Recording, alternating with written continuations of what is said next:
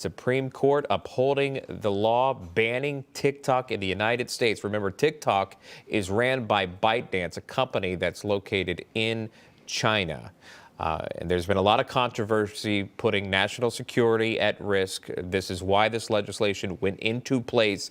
TikTok had an option to sell to a U.S.-based company. There were billionaires that did step up to say, hey, we do want to buy this.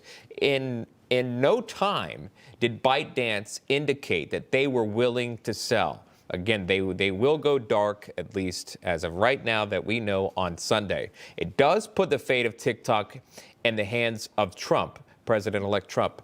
And that's where it gets interesting. Judge Andrew Napolitano here on set with us to weigh in. So we talked about this. We had you on earlier. Right. And here it is. They weighed in, upholding the ban. So the ban is upheld, and it's up to TikTok whether or not it wants to comply with the ban or hold their breath, their collective breaths, until about 2 o'clock on Monday afternoon. Now, listen.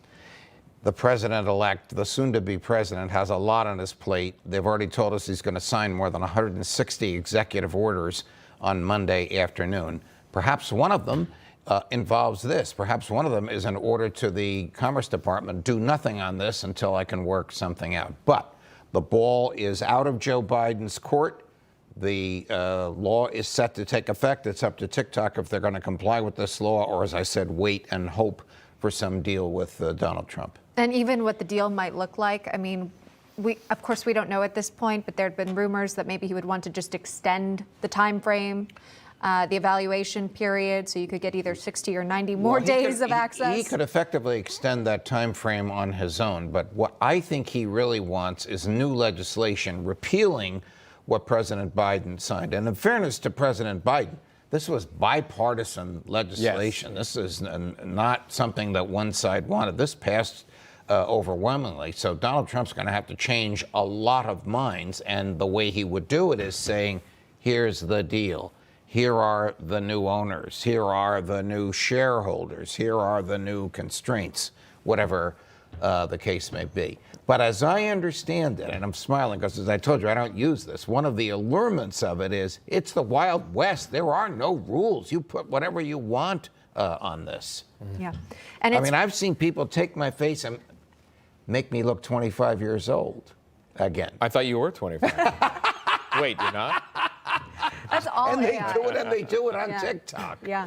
Amazing what you can do. Red Note, I should say. That's the app that some people are going to instead. And it's like, you know, you're not addressing the issue at heart, which would be access to users' data from adversarial sources. It's just another China-based app that now you've got American users downloading and willingly putting their information into. You know, the Congress, as is typical of the Congress, cannot solve this problem universally. They just targeted TikTok because of the perception, according to Justice Gorsuch, undemonstrated in the documents sent to the court, the perception that TikTok is a tool of the Chinese Communist Party who will use it to get inside of the mobile device of all these millions of young people that use it. Information. Truth. Is freedom. Is Newsmax. It's real news for real people.